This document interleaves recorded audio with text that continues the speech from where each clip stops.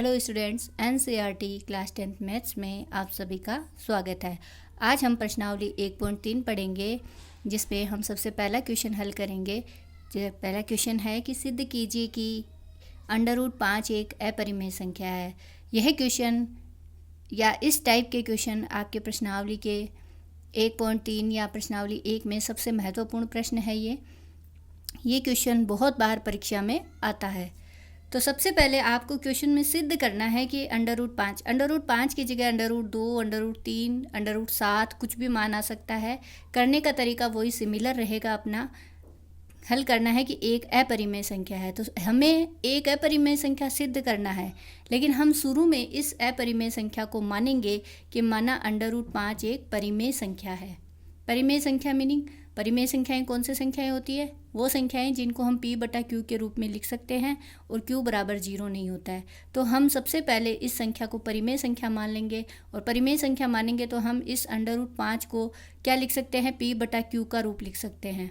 और p और q जो दो मान हैं अपने पास में, ये दोनों मान ही अपने सह अभाज्य पूर्णांक है। पूर्णांक मीनिंग तो अपन सभी जानते ही हैं, जो 2, 3, 4, 5 कोई संख्या होगी, बटे में q 0 नहीं होना चाहिए, क्योंकि बटे में अगर q 0 होता है यानी हर अगर आपका 0 होता है तो वो संख्या अनंत हो जाती है। इसलिए सबसे पहले हमारा q का मान 0 नहीं होना चाहिए।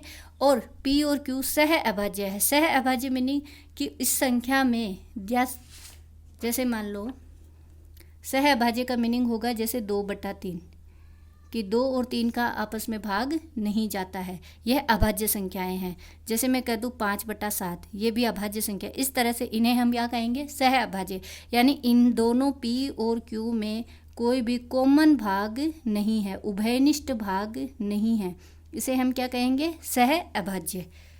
ठीक है, इन दोनों में कोई भी उभयनिष्ठ भाग नहीं है। उभयनिष्ठ भाग मान लो मैं यहाँ लिख दूँ 4/6, तो 4 और 6 है, तो ये भी अपने पास में पूर्णांक, लेकिन ये अभाज्य नहीं है। अभी इसमें देखो 4 को हम लिखेंगे 2 × 2, 6 को हम लिखेंगे 2 × 3। इन दोनों में ही 2 कॉमन है ना। हाँ, काटने के बाद में ये 2/3 बन गया, तब ये सह अभाज्य कहलाएगा अपना। क्लियर है? ये बात मेरी सबको समझ में आ गई ना? क्यों? क्योंकि इसके अंदर कोई भी उभयनिष्ठ भाग नहीं है। सबसे पहला पॉइंट अपना यही रहेगा इसके लिए। तो मुझे लगता है कि पहला पॉइंट अपने को सबको क्लियर हो चुका है। तो इसके लिए अब हम यहाँ पे वर्ग करेंगे। तो दोनों पक्षों का वर्ग करने पर तो यहाँ पे अपने पास में है √5 बराबर p/q।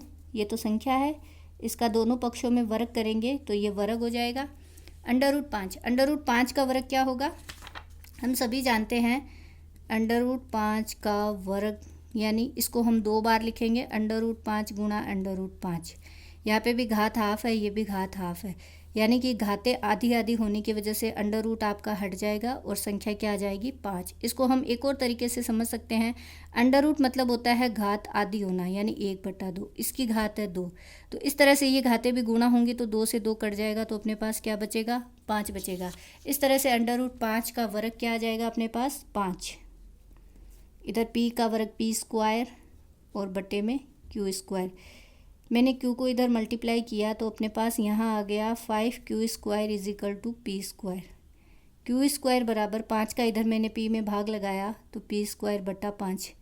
इसका मीनिंग क्या हुआ कि p² में 5 का भाग पूरा पूरा जा रहा है और उससे अपने पास एक पूर्णांक आ रहा है q। इसका मीनिंग ये हुआ कि p² 5 से विभाजित है, और अगर p² 5 से विभाजित है तो p भी 5 से विभाजित होगा। इसको भी हम समझ लेते हैं। जैसे मान लो कि p² यानी कि p की जगह मान लो कोई भी संख्या है, 5 का स्क्वायर बटा 5। इसमें 5 का पूरा पूरा भाग जा रहा है। मेरा मीनिंग यह है कि जैसे मान लो कि 25 में 5 का पूरा पूरा भाग जा रहा है, तो 5 में भी तो 5 का भाग जा रहा है।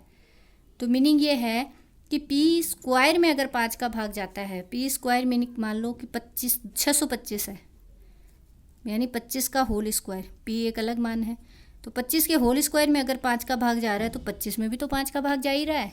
ये एक प्रमेय है अपनी, यानी कि यहाँ पे हम ये लिखेंगे कि यहाँ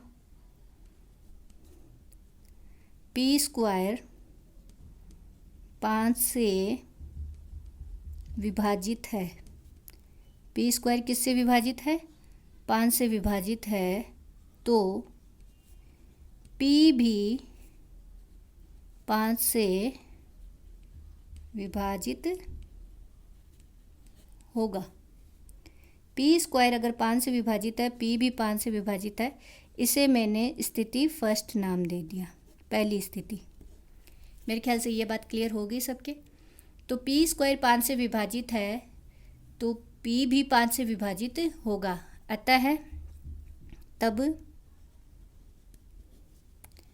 पी का एक गुणनखंड, क्योंकि पी 5 से विभाजित है तो पी का एक गुणनखंड क्या हो जाएगा अपने पास में? 5 हो जाएगा।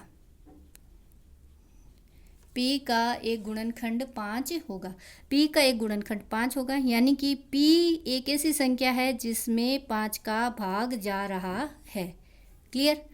इसके बाद में अगर पी में एक 5 का भाग पूरा पूरा जाता है तो हम पी के लिए एक संख्या मान लेंगे कि पी बराबर 5 से गुणा होने वाला कोई भी मान मीनिंग जैसे मैंने उसको m नाम दे दिया। यहाँ पे 2 m की जगह कोई भी संख्या हो सकती है, 2 3 4 5, यानी कि p बराबर हमने माना 5m, ये माना। तो p बराबर 5 हम m अब हम इस समीकरण नंबर 1 में रखने पर p बराबर 5m समीकरण 1 में रखने पर, समीकरण 1 में यहाँ है अपने पास 5q स्क्वायर और p की जगह हमने रखा 5m, इसका होल स्क्वायर है तो इसका होल स्क्वायर, तो 5q स्क्वायर बराबर 5 का स्क्वायर हो गया 25m स्क्वायर। 25 का इधर हम भाग लगाते हैं तो 5q स्क्वायर बट्टा 25 बराबर m स्क्वायर। 5 के पाड़े से 25 को काटा तो q स्क्वायर बट्टा 5 बराबर m स्क्वायर।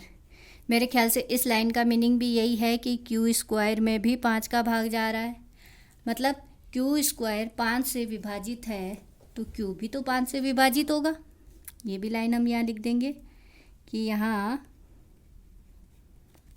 q स्क्वायर 5 से, कि q स्क्वायर 5 से विभाजित है तो q भी 5 से विभाजित होगा। इसको मैंने स्थिति सेकंड नाम दे दिया। स्थिति सेकंड का मीनिंग भी यही है कि q 5 से विभाजित है।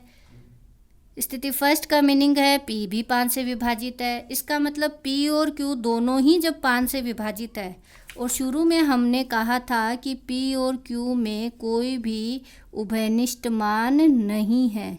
अब अगर हमने इसको हल किया है तो p में भी 5 आ गया और q में भी 5 आ गया। इसका मतलब इन दोनों में उभयनिष्ठ मान आ गया, जो कि एक विरोधाभास है, और ये एक विरोधाभास है। अतः जो हमने शुरू में माना कि √5 एक परिमेय संख्या है वो गलत हो गई है। अतः √5 हमारी क्या होगी? एक अपरिमेय संख्या होगी। इस तरह से हम यहाँ पे लास्ट में एक लाइन लिख देंगे कि स्थिति फर्स्ट व सेकंड से स्पष्ट होता है कि p बटा q एक परिमेय संख्या नहीं है। p बटा q किसके बराबर है? 5 के बराबर है। अतः √5 एक अपरिमेय संख्या है। इस प्रकार से हम प्रश्नावली 1.3 का पहला क्वेश्चन बहुत ही अच्छे से हल करेंगे। Thank you.